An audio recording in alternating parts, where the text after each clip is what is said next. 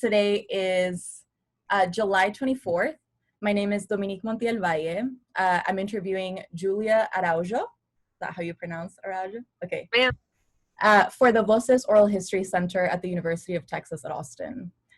Please know, Julia, that this interview will be placed in the Nettie Lee Benson Latin American Collection at UT Austin.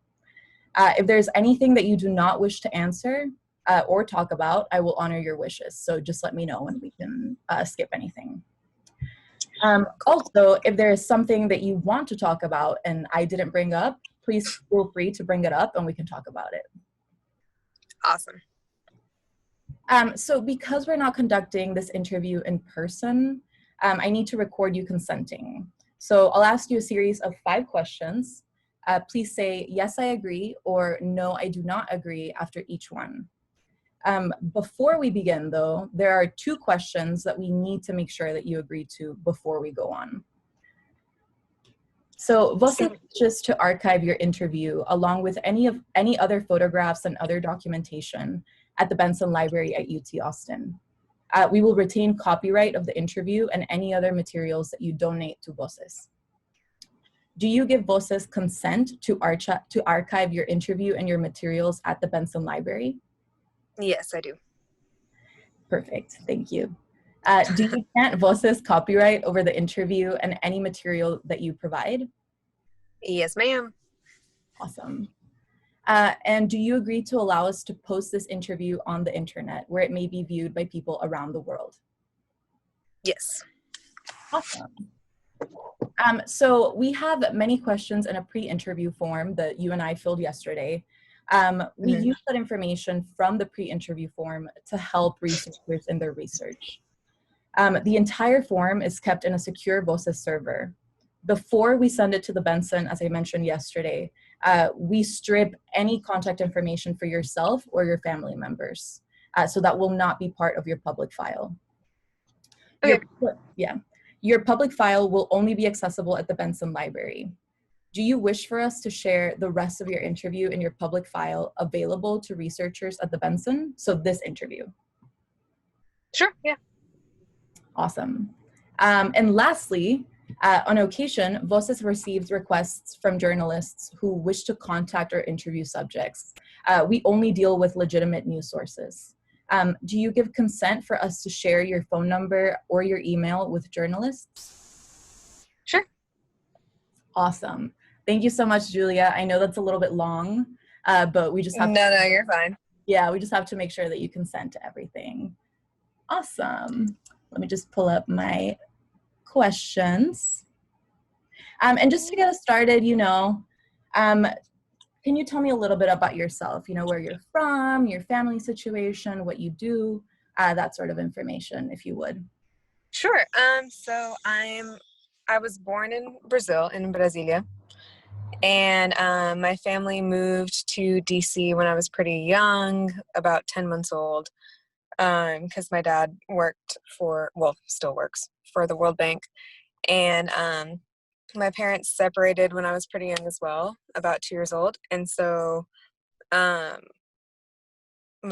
stepdad moved to Dallas for a job, and I went with him, and 3 of my sisters, all of my siblings are actually half siblings. They're not full, they're not from my dad and my mom.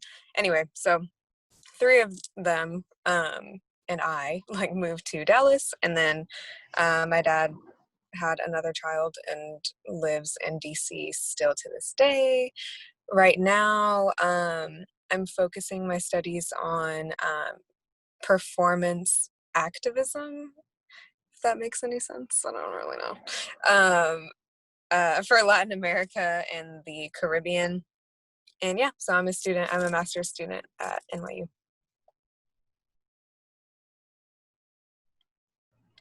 Awesome. Thank you so much for sharing that, Julia. Sure. Super, super interesting background. So you mentioned that you're a master's student at NYU, studying specifically Latin America. And I kind of want to hear what your experience has been, how your education has changed ever since COVID-19 hit. If you could tell me a little. So, sorry about the noise. Like literally people are driving by playing really loud music. But basically starting in like the end of February, all of our classes were online. And I mean, it definitely is just like not as enriching of a program as it was like my very first semester, which was last fall. So it's just different when you know that like there are things going on around you that are like uncontrollable and tough to deal with, and you like have to go to a Zoom and talk about like history, like Latin American history and stuff, and knowing that like we should be talking about things that are happening right now. It's very strange, but yeah, I mean, and that's going to be what it is until I graduate. So For sure. I can understand that's been very, very difficult. Um, you know, one thing that we have been asking people, you know, either in education or that are educators, is if your institution sort of did anything for their students to try to help them accommodate to, you know, the new circumstances, particularly when it came to like elementary schools and stuff. It was more about accessibility to online tools, but I guess that applies to you as well. So if you could just tell me a little bit, as much as you know, that your institution sort of helped you or your peers or students in general. So basically our advisors decided to do this thing called like coffee breaks or like coffee time or whatever, where once every week we would get on a Zoom, and it would be completely unrelated to any of our classes, and we would just kind of talk about like the things that were bothering us.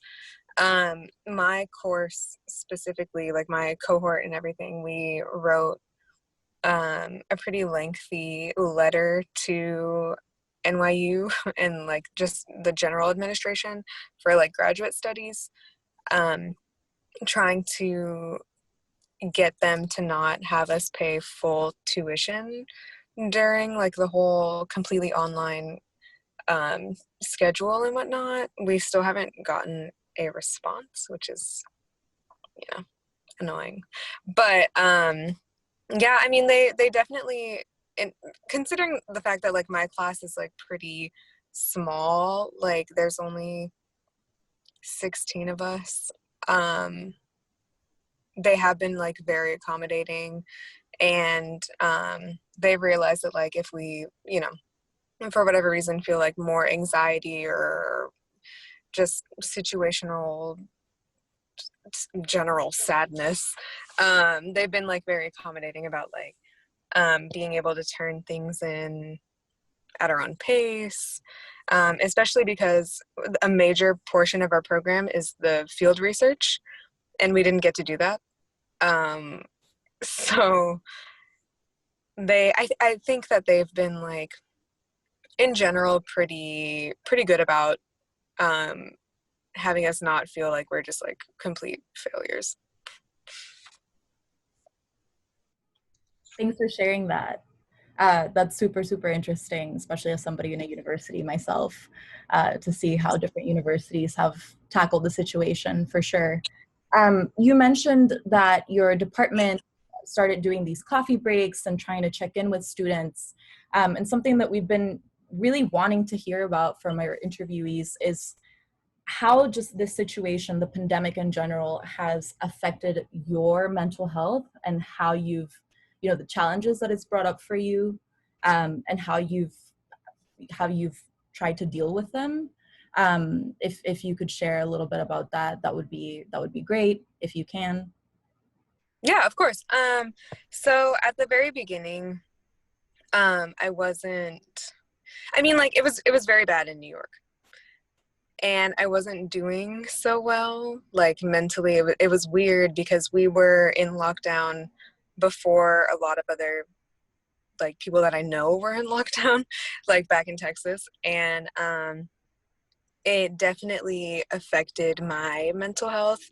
I started having panic attacks almost daily, and that's like not usual for me at all. Like it's very strange.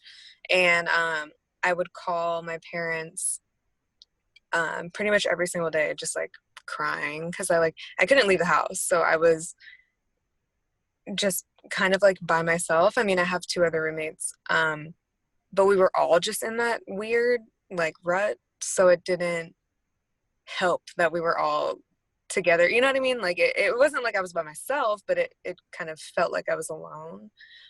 And that's the whole reason that I ended up going back home. And I wasn't going to, because Queens at the time was like had the highest percentage of cases in New York City, and people like in the building next to mine who were like between the ages of 25 and 30 were dying. And like obviously I'm 24, and it's super freaky. And so I wasn't gonna go home because my sister, who is 17 years old, well, actually she turned 18 2 days ago. She has severe asthma, and like my stepdad has very, very severe asthma as well. And so my whole thought process was like, I can't go back home. Like I'm going to subject them to like potentially to the virus, especially since it was happening like all around me.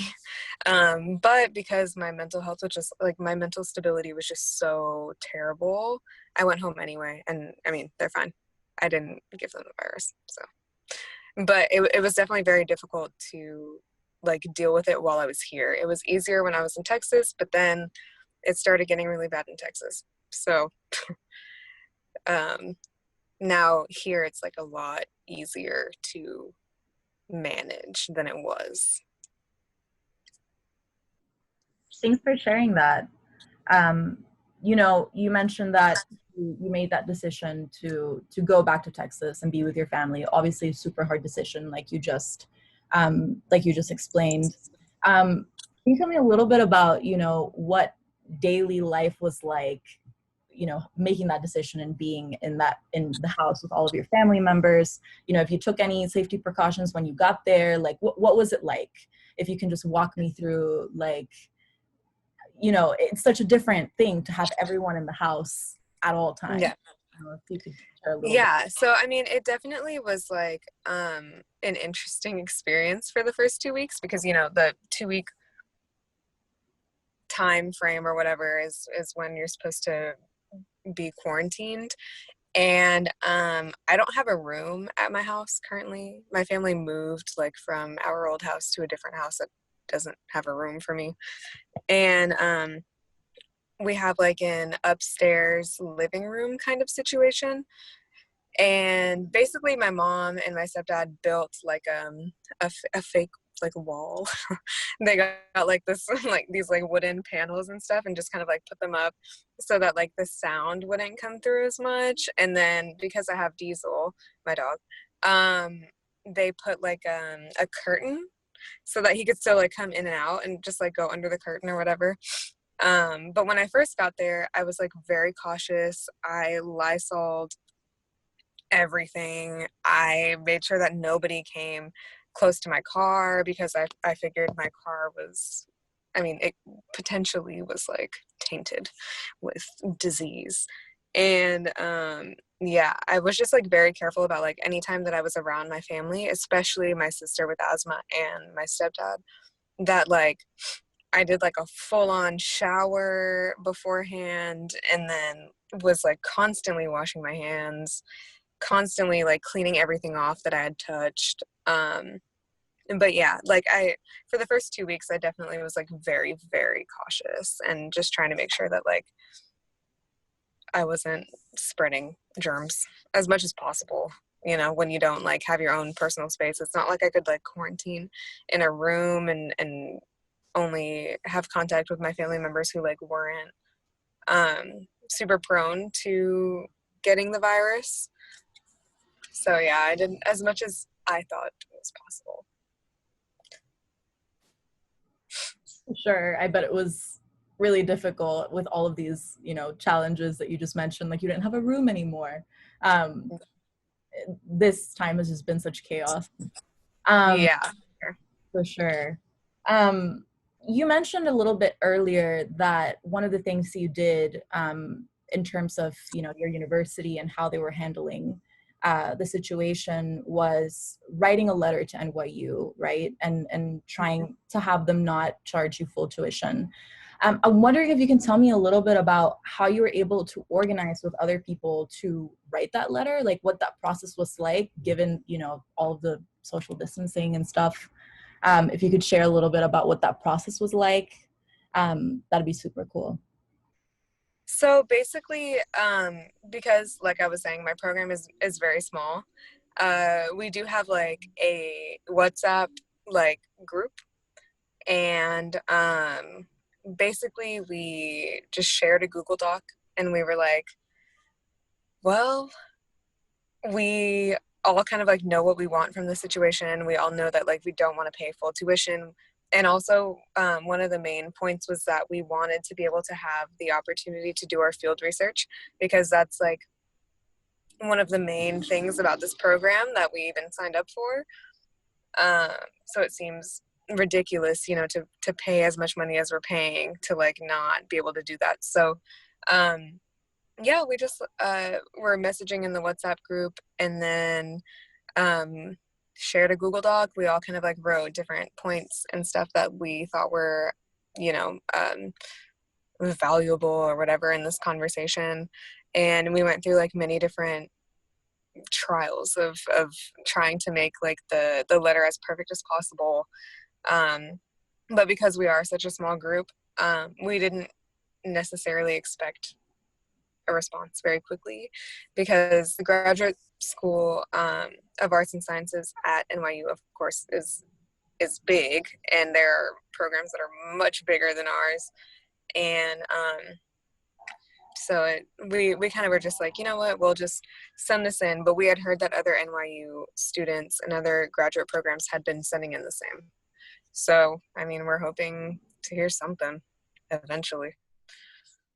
For sure. And that's interesting. I was going to ask you, you know, if you had heard that if any other sectors of the university were trying to do the same thing. And I'm wondering, something we've been wondering a little bit about was like, if there were any coalition building between different departments, or if you saw like a unified effort to contact the university, or if it was more like you're saying, kind of like different departments doing, or different cohorts in different departments doing their own organizing. I don't know if that makes Yeah, I would say it's pretty much like different programs doing their own kind of specific organizing, mainly because we have like different like things within our program that we're supposed to be doing, right? So like field research or whatever, like not every program in the graduate school has to do field research. And I haven't experienced any sort of like coalition building, to be honest. I just know that like other programs have submitted similar letters, because we've received emails like from NYU, like from the administration, saying like, oh, this program is saying, you know, blah blah blah, and then we kind of like responded in a very similar way. So I know that it's like kind of some sort of unity, just like generally, but in terms of like us communicating with other programs, that hasn't happened.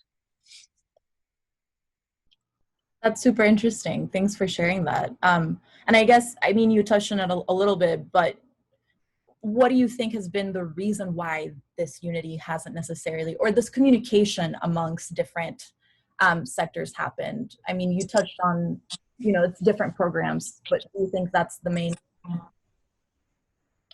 So with NYU specifically, you know, obviously coming from UT, it's very different. So NYU, like, not only in their undergrad system, but also like with graduate school, is very spread out, like among the city, you know, like it's not like a campus very different from UT. So in general, like if you don't have to like be around other people, like people from other programs. You won't, unless you do it on purpose. Like my particular building, like for our small program, is a building that you wouldn't just kind of walk into. Like it's very embedded within the city. It's in Manhattan. You don't really know what buildings are NYU buildings unless you know where you need to go, like address wise. So the culture itself is very different, and I would not have expected people to be unified, like in this, fight against, tuition or whatever, because it's so just separated. Like all the buildings are just kind of their own buildings, like within the city. And the campus itself, if you can call it a campus, is so spread out that yeah, unless you know somebody in another program because you're like friends with them or something, like you're not going to have that same sort of like sentiment of unity and like pride or whatever for your college. Got it. Thanks for sharing that. That's super interesting. This fascinates me for sure. And I guess to keep a little bit on the same subject, you mentioned yesterday when we were talking and filling out the pre-interview form, that, you've been part of BLM, going as far as a few years back. And so I was wondering if you can tell me, a little bit about how you've engaged in BLM activism before COVID-19. What did that look like? What were the different ways in which you were engaged in that? Yeah.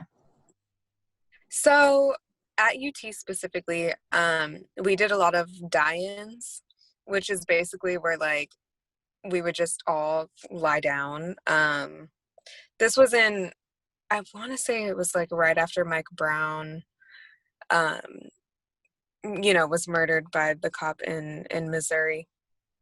And so we would basically like lie down in the middle of the street in front of like the gym, the Gregory gym, and like block off all of now I can't even remember the name of the street. Sanjak, maybe. We'd be like in front of that general area and just lie down, and that was like the main form of protest that year. Following that, I've been to many protests that like went to the Capitol and stuff, like after Freddie Gray in Baltimore, which I don't want to say the wrong year. I want to say that was 2016, maybe. I might be wrong.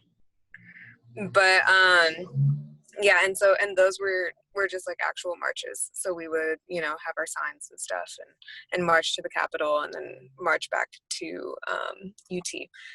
And then for a while I kind of stopped going to those protests. I mean, not for a while, maybe like 2 years I didn't really go to any protests. But I was very active on a blog that I used to have where I would talk about these deaths and stuff like via the blog.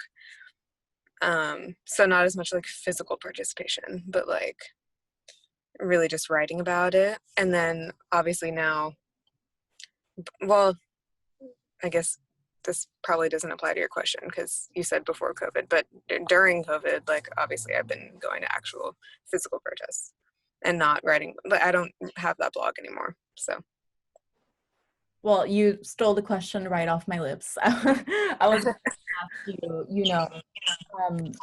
if you've been involved in any of the organizing protests that are going on now post-COVID. And I guess not just whether you've been involved, but how the way that you normally used to do activism, how that's been affected by the pandemic, or how that has been informed by the pandemic, in terms of like your own experience. As like a two-part question, what you've been doing now, but how it's also been informed by what's happening. So I'm not gonna lie, this like this whole experience of these protests, like in 2020, is very, very different from anything that I've ever experienced. And not because of the virus, like because of the reaction to protesting.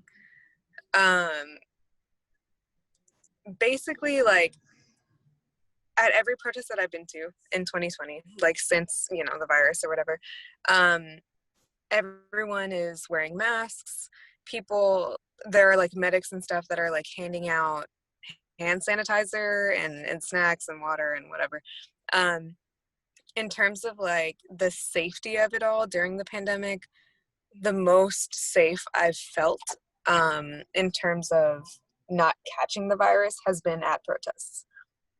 Like I've been to, Target and, random places like that, where people have not been as careful as they are at protests. So like in terms of the virus, I feel more comfortable going to a protest than I do feel going to, say, Walmart, Target, whatever. But the protests, even in Dallas, are very, very violent. And not on the part of protesters, like on the part of the police. And what does worry me is that because we had been, because I'm not in Dallas anymore, obviously, but we had been, tear gassed multiple times. It worries me that people will have like lasting, like, breathing effects and stuff. And like if they do get the virus and they've been, recently tear gassed or something, like that's like a concern of mine for people just in general. But yeah, I mean, that's pretty much been my experience. They're like everyone usually is pretty careful about, health and safety and stuff during the protests. I mean, to be fair, it's not a lot of like social distancing because obviously we're like walking down streets or whatever. I'm so sorry. That was loud music. But anyway, obviously you're like walking down streets and stuff, and you're supposed to be, holding your signs and like being around each other. So social distancing is not really a possibility. But in terms of everything else, like hand sanitizer and food, water, and masks, like that's been a thing at every single protest that I've been to, whether it be in like Dallas or in New York City. Thanks for sharing that. This is all super, super fascinating. Like, thank you so much for sharing this with us. Yeah, of course. And I guess on the same vein, like, your experience is really interesting, but I guess a follow-up question that I have is like, how, if any, has COVID-19 impacted whether you decide to participate in these protests? Or what is your, like, you know what I mean? Like, what is your decision-making process when you think about perhaps like your identity and COVID-19? What makes you decide to go out there? If you can share. So that was definitely a struggle for me because, first of all, I didn't tell my family that I was going to protests.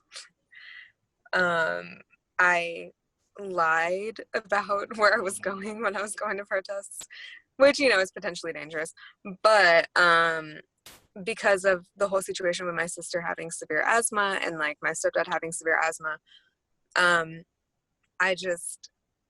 I knew that like their thought process, even if they didn't have asthma, would be like, these protests are dangerous. They've been dangerous. Don't go to them. And for me personally, just, I don't know if you've seen the video of George Floyd like being murdered. And for whatever reason, I guess because it was so long of a video and you could literally like watch, the life like leave his body, it really, really affected me. I was very super disturbed by it. And so to me, I've always like considered myself somewhat of an activist.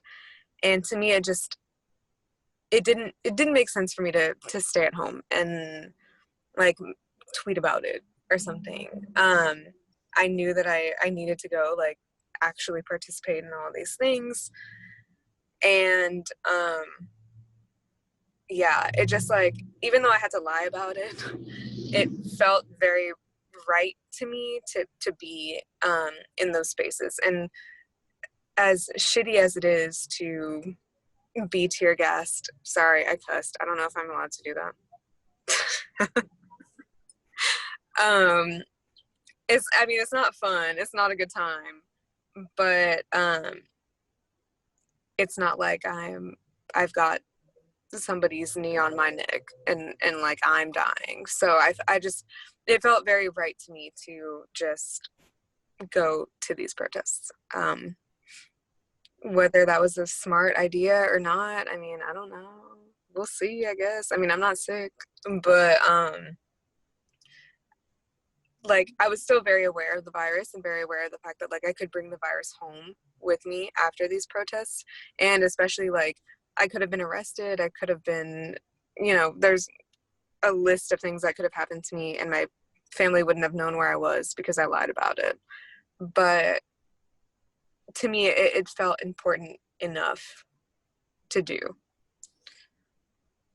Yeah. For sure. No, thank you so much for sharing that with me. Yeah. I wonder, how does your identity, you know, as an Afro-Latinx person or as an Afro-Brazilian, like affect the fact that you made that decision to go out and protest? How do you think that informed your decision to go out there? If you could tell me a little bit about that, that would be awesome.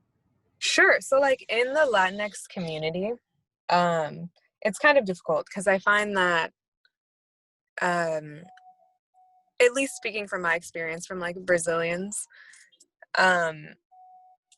that kind of identity does not, like, a lot of the time it doesn't resonate with people. Like people are just like, no, you're just Brazilian. And for a long time I was like that as well. I was like, people would ask me, oh, what are you mixed with? Like, what are you?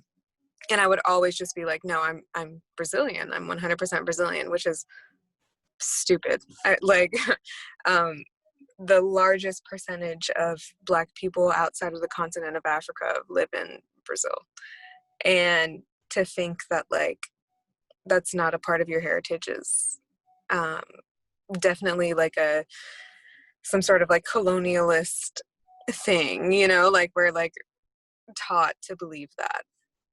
And once I realized that that wasn't the case, like when I took a bunch of Latin American studies classes at UT, I like that was kind of like my revelation of like, oh no, that's like a very real thing. And then I talked to my family about it and you know, discovered that like I had a great grandpa who was a slave up until like the 20s, which is like definitely illegal. Like it was not legal at that point. So I don't know, it's very strange, but like the thing is, in Latin America in general, it's very difficult to get people to understand that like being Latin is not the same as being like a specific race, like within like Latinidad, basically. Like it's like it's not a race. And so then when you start being very vocal about it, you get kind of like two different points of view. You get like the Latin people who are like, what are you talking about? Like, that's not a thing. We don't have those problems in Brazil. We don't have those problems in, you know, wherever.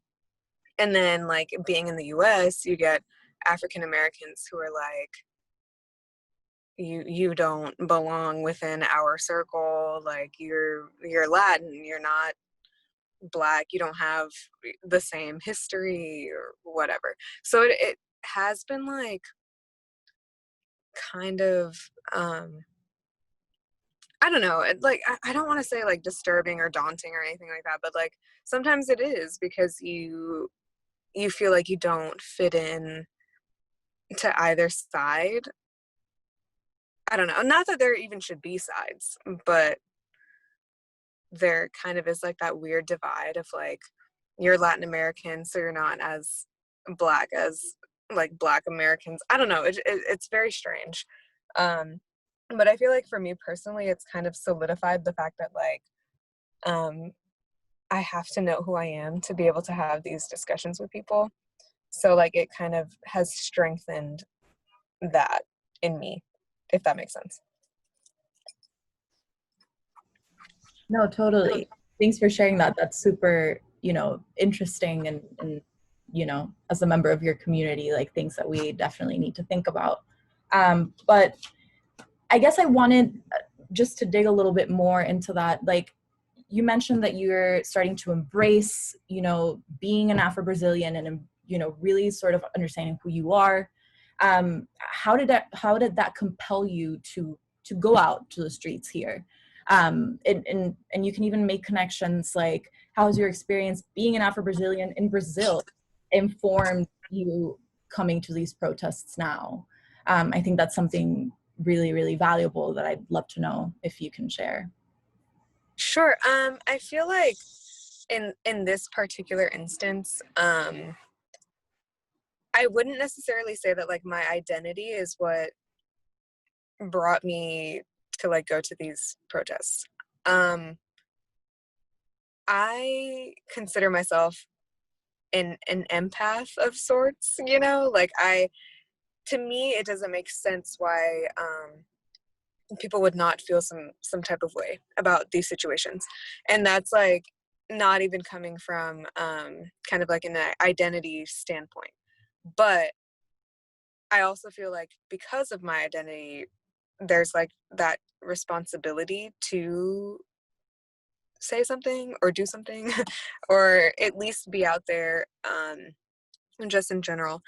But yeah, I would say initially like that was not even necessarily on my mind, and maybe it should have been, but it wasn't. It was more so just like I saw this video and it was the most just like egregious, like awful thing that I've seen, and um and I felt some type of way about it. Maybe like inherently there was some sort of identity thing that kind of like made me feel that way, but at the forefront of my mind it was not necessarily about like my identity. But I have thought a lot more about my identity during the protests, because during the protests there are people who will um look at you and be like, you're not black enough or whatever, so you shouldn't be speaking up about these things. Like that has definitely been a thing that has happened and has like kind of shaped like how I go to protests and stuff. Because like for me personally, I don't consider myself an ally. Like I would consider myself just like naturally a part of the movement. And so yeah, like I definitely have to like navigate that and like how people feel about my presence, which is kind of strange. But yeah, initially though it was not even a thing about identity. It was more so just like, to me, human life matters. I've always been anti-police, so it's like very easy for me to join the movement because like obviously I have a mask that says ACAB and stuff, and I've been protesting and I have like 3 signs that say fuck 12, excuse my French. So like um I was going to do it anyway, regardless of like identity. It was going to happen because I am anti-police. So yeah, I would say like, sorry, that was probably like a really roundabout way of answering, but I don't think that initially it was a thing about identity. Thanks for sharing that. Super, super interesting. I guess staying on kind of like that between like the activism going on and COVID-19 as well. I wonder, how did the effects of COVID-19 in any way, if they did, affect or shape the causes that you were rallying for in these protests? Like, how is that something that informed you wanting to be a part of them, if they were? I'm trying to think. So before even any of these protests started, when I first got back, or when I first went back to Dallas, like from New York City, people like in Dallas were not taking it seriously. And so even before the protests, like for George Floyd, I did my own kind of little protest thing. It wasn't, I mean, not really a protest, but basically I would drive around my neighborhood, super white neighborhood, super. I can't hear you, Julia. Sorry. Oh, sorry. Do you think I should move? You're good. You're good now. Okay. But anyway, so basically, like before any of the protests started and stuff, I would drive around my neighborhood, which is like a super white neighborhood. People who just didn't think the virus was like a thing. And I would blast the song New York, New York by, Frank Sinatra. And like every single day, I would just drive around the neighborhood super slow, blast the song at like 5 p.m., 6 p.m., like when people were getting off work and stuff. And that was like my own like mini like actual virus protest. But like at the actual protests themselves, like post, George Floyd, I'm trying to think. I mean, like the main thing is that we all know that there are two populations of people who suffer more from the effects of the virus. So Latin American people and Black people. So that was definitely like at the forefront of my mind. And most of the time, like at the protests in Dallas, at least, most of the people were white. And I feel like that was intentional. I think that Black communities and like Latinx communities were trying to kind of like protect themselves. I mean, obviously they're like more at risk of dying or just like contracting the virus in general. And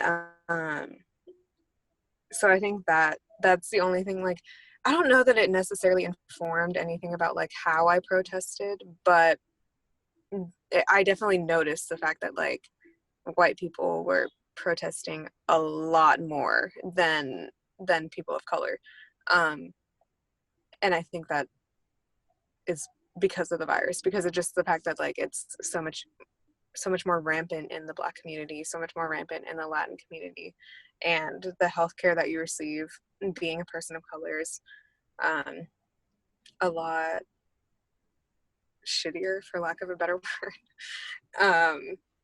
So I guess that's like one of the main things that I've noticed because of the virus at these protests. That's super interesting. Thanks for sharing that, Julia.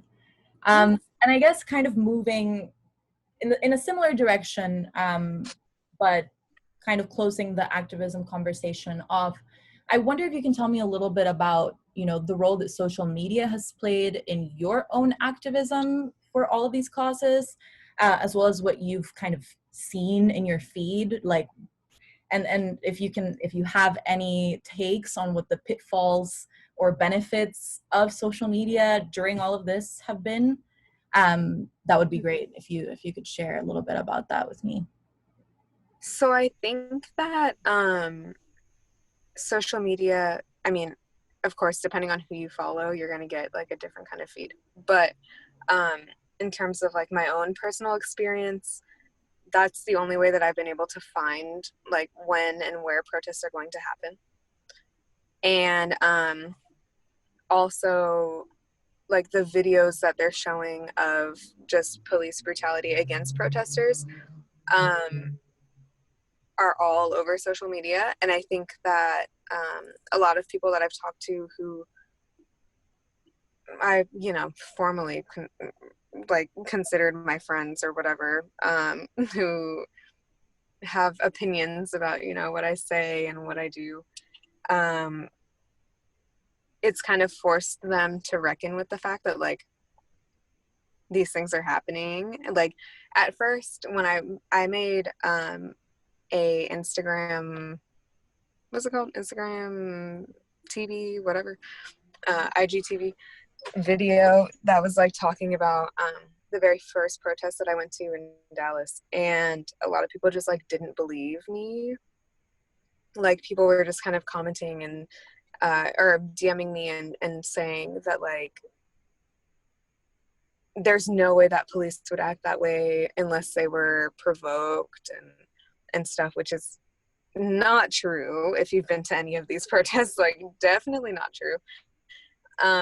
But now that like the videos are coming out on social media of these people like clearly not doing anything and getting, you know, losing eyeballs and all kinds of stuff, it kind of like forces this group of people that think that these things don't happen to like reckon with that.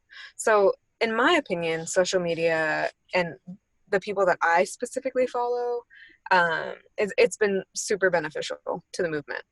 To be fair, I don't know what social media looks like for the other side or whatever. I don't know that it's necessarily beneficial or bad.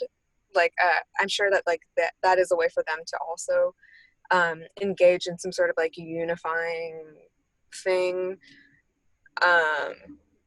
So I guess there's like, you know, there's two sides to it every time. So it probably works for them as well. And I say them, not trying to be an asshole, but like, you know, them. Thanks, Julia. And I guess kind of a similar question, but how do you think that social media, I guess in your experience particularly, has helped you kind of bypass this social distanced reality of COVID in terms of using it for activism, like how those two things interrelate, and how, you know, a lot of people aren't necessarily able to go to protests, you know, that kind of thing. Yeah, I mean, like, I'm not I hate kind of like talking about this, but at the very beginning of all these protests and stuff, I actually was kind of I don't want to say rude, but like I was judging people for not going and doing as much as they could. So I think like a negative effect of you know, the virus and social media or whatever is that like because you're not seeing any of these people, it's so much easier to judge people for like why they're not doing as much as like you think that they should be doing. But a positive thing, especially for me, like when I was having all those issues dealing with just like being mentally stable and not having these like crazy panic attacks and stuff, is that you can connect with people that you care about, that you love and stuff, through social media, and see that they also care about your own well-being, through their own kind of like online activism. So I kind of like drifted from like that very first you know, being just like judgmental or whatever, to just really enjoying the fact that like people can see that I am doing what I'm doing, and I've lost a lot of friends from it, but I've also gained a lot of like solidarity with people. So social media has like definitely been during the virus like a huge tool to be able to like communicate with people, to organize, to, you know, do something that doesn't involve being physically like right next to that person. For sure. Thanks, Julia. Yeah. This is all super interesting. And like I said, your perspective is really, really valuable. And I guess kind of bringing us back to a completely different subject to kind of end on a different note. You know, can you tell me a little bit, and you can use, you know, anecdotes or whatever, but, you know, especially being in the epicenter, you know, of COVID-19 at the beginning here in the States, what was that moment when you realized that COVID was this incredibly critical situation that we know it is now? Like, if you can tell me a little bit about how you realized that it was this huge situation. So I want to say like maybe a couple weeks after NYU canceled classes and we started getting a lot more information and people started dying like just around my neighborhood. I like already knew that it was like a very intense issue. Um, I'm trying to think of when exactly it was. I want to say like probably the first week of March. I was like, okay, this is scary. Like people are dying. We can't go anywhere. Everything was closed. I mean, well, obviously not like grocery stores and stuff like that, but like most things were closed.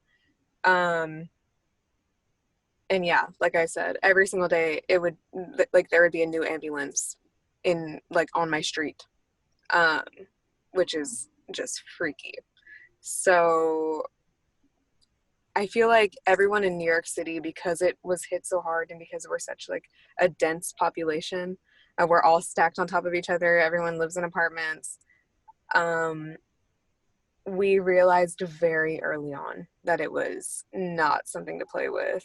And then like obviously now it's been spreading more to like the Midwest and the South and stuff like that. And people are having to like pretty much go back on the fact that they were saying like it wasn't a big deal.